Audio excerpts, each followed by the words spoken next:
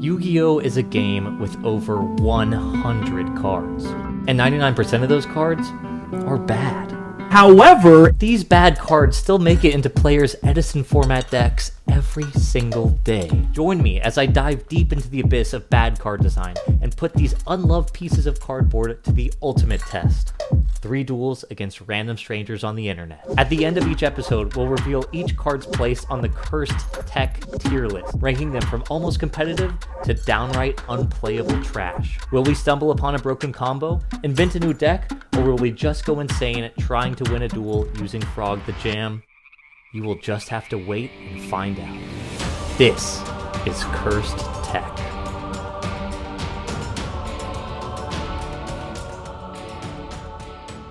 You know, I've been thinking, what is one thing that Edison players love to complain about? Well, besides that, and that, and that, and that too. Basically, one thing I always hear when I'm watching Edison videos is, oh, my opponent opened blank number of limited cards. Must be nice, you know? I wouldn't have lost if they didn't open all these powerful limited cards. And then I realized, what if I always opened a handful of limited cards? What if it was statistically impossible for me to not open 6 limited cards every single game? And I think you can see where we are going with this. My deck in this episode is the Edison format limited list. Let's give my opponent something to complain about because I am opening 6 limited cards every single game. I've decided the limited list was 67 cards, so I took out the 7 cards that made absolutely no sense. See Future Fusion with no fusions. The result is a deck full of powerful cards, but a deck with no vision. A deck that does not know what it is trying to do, but just has the raw power of staples. And the question I'm going to be asking in this episode is, how far can staples and power cards get you? Can you win a game using purely the best cards in the format without any conceivable strategy? And I say that, but as you can look at the limited list, and if you look at it like a deck, some strategies do jump out maybe just a little bit. First of all, there's 3 powerful synchro monsters and tuners to make those synchros with. There are zombie synergies, there is chaos synergies, there is banishing synergies, there's Charge of the Light Brigade with a target, there's emergency teleport with the Mind Master to get out of the deck. And yes, there is Exodia Floodgate stall strategies. And part of the fun of this is every single game, I don't know what strategy I'm gonna go for. I mean, you're playing a deck of 61 ofs and every single game is going to be very different. I mean, how could it be jank? They are the most powerful cards in the format. How on earth could the most powerful cards be jank? Let's find out. This first game we are up against Gravekeepers and we are going second. Our opening hand looks, I mean, I guess we're going the stall route this game. When you are playing a deck of 61 ofs, you never know what type of hand you're gonna get. And in this game, we got a stall hand, so Exodia is our win condition. My opponent is going to set 3 cards, activate Gear Town to play around that Heavy Storm, and then pass their turn. We draw a Mind Control, which is not bad at all. They're also going to set an extra card. That's fine with me. We activate Mind Control, but unfortunately it is a Gravekeeper Spy and not a Raikou. But that's fine, we can still flip the Spy for no effect. Imagine if a Gravekeeper monster was on the limited list, but it is not. We're just going to set this Necro Gardener, activate level limit area B, set 2 more cards, and pass our turn. My opponent draws for turn, they're going to set another back row and pass back to us, and we draw a Marshmallow, and we're going to set that and pass to our opponent. Our opponent's going to tribute summon a Caius. They target our level limit area B. They're then going to go into the battle phase and attack over our Necro Gardener. That is fine. We draw a Mind Crush. We're going to set that. They draw, they're going to go into the battle phase and run into our Marshmallow. 1,000 damage, and then they pass, and then we draw a Mirror Force, and the stall game is going pretty well, but oh, a piece of Exodia. When you're trying to draw Exodia in a 60 card deck, you're gonna have quite a difficult time, but I mean, we're on the right track. 1 piece, maybe we can do something. We draw, oh my Are you kidding me? 2 pieces in a row? Oh, okay. We're just going to pass the turn. They're going to set a monster and pass the turn. We draw a Plague Spreader. We're going to pass the turn. We're passing back and forth. We're not drawing Exodia, but it's somewhere in there. They flip over a Gravekeeper's Spy, and I realize, oh no, they can get Descendant. So I decided to Solemn Judgment that, but joke's on me, the Descendant was set the whole time. They then activate Gravekeeper's Stele, I don't know. They target 2 Gravekeeper Spies in their graveyard. We let them add those spies back, and then we can activate Mind Crush Calling Spy. This will make them discard both of the Okay, I guess they don't have to discard anything. They then set a card and pass the turn. We draw a Burial, which is, I don't know, I guess it's okay. We're going to set the Plague and pass our turn. They flip the Spy, they get out a Commandant. They're then going to flip this Descendant. Then they're going to activate Descendant, popping our Marshmallow. They're then going to pop this monster. They're going to set a Gear Town, summon out a Gear Dragon, go into the battle phase, and this Trap Stun will seal up the game. It looks like Exodia was not in the cards for us, but you know what was in my opponent's cards? That's right, Dark Coffin.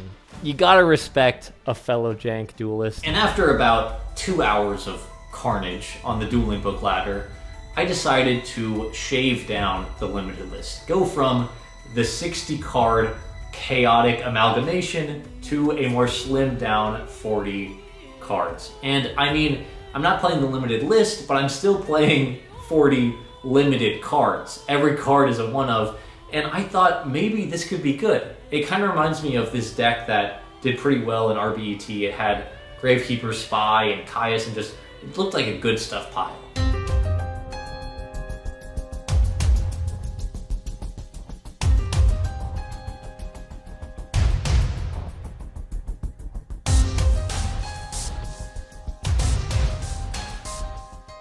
Can this good stuff pile be good? I mean, it is the best cards in the format, so let's see, let's find out. Okay, we decided to transition away from the limited list itself to a deck of 40 limited cards. And as you can tell immediately, this is a lot better decision. No random Exodia cards in our hand. We decide to set a Sangan and pass our turn. And as you can tell, this hand looks very playable. Like, this looks like a deck you would run into. We draw a Card Trooper. My opponent passed their turn, so we can normal summon that Card Trooper, mill 3 cards, and then we flip up the Sangan, go into the battle phase, and get in for 2,900. Not bad at all. We've got some Darks in rotation. Maybe we can get this Dad live. We pass the turn. My opponent's going to normal summon a Sirocco. They're going to go into the battle phase. My opponent's going to attack into our Card Trooper, and we will take 1,600 and draw a card. They're then going to set a card and pass the turn. We draw a Mystical Space Typhoon, so we're going to activate that on the back row.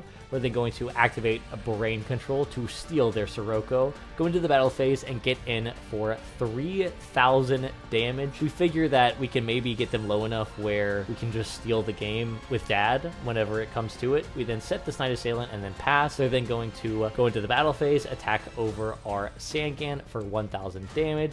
We get to add a Snipe Hunter from our deck to our hand. And in main phase 2, they're going to tribute summon a Caius. They banish the Night Assailant, and we will take 1,000 damage. They then set 3 cards and pass the turn. We draw a Scapegoat, which is not bad at all. We're then going to normal summon a Snipe Hunter. We're going to use its effect, discarding this Grand Mole, targeting a back row, and we get a 1.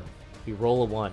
No matter, we've got some more cards to blow. We'll discard this Morphing Jar, and we get a 5. Okay, we hit the Mirror Force. Not bad at all. We discard the Scapegoat, and let's go. We hit a 2. Okay, 1 back row, Dad in hand. We're gonna take the risk. We get the Dark in the Grave, summon Dad, and the back row was Heavy Storm, so we will win this game. And I'm just gonna level with you guys.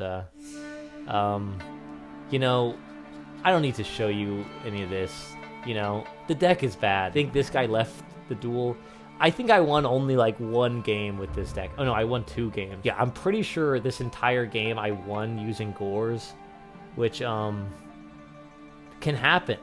This was the 60 card version. I even summoned Brionic. Maybe I should have talked about this game, to be honest. We just Brionic bounced every card, and then we can just get in for game. That's so funny. Okay, I should have talked about that game. That was a good duel. Hopefully you could get an idea. I lose the other two. Oh, actually, this game was kind of interesting. You know, I really should have talked about this game. I'm thinking that it's very funny that my opponent had Necroface because we could normal summon this and actually activate the first effect of this card. Here's game number 3.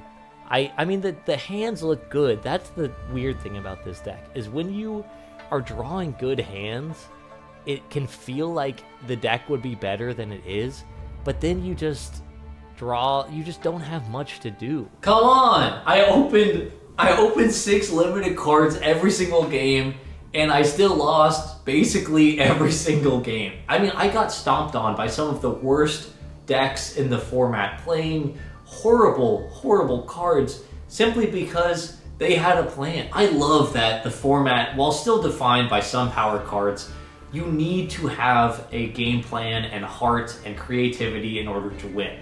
It's not just a game of card advantage and power cards, and I think that this is 1 point towards Edison format over GOAT format, because if you did not already guess, I tried this experiment with GOAT format as well, and the results were very different. I just want you to take a look at the GOAT format limited list and tell me that this does not look exactly like every single GOAT deck ever.